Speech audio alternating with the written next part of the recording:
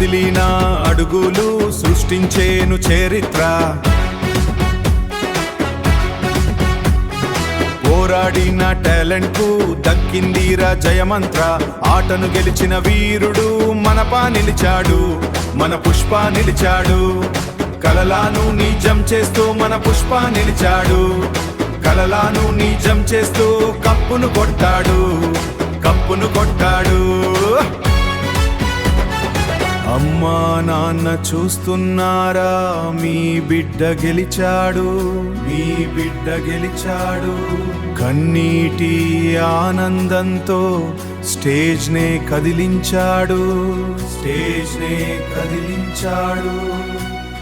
50 కాదు 86 లక్ష టాలెంట్ కు బహుమానం.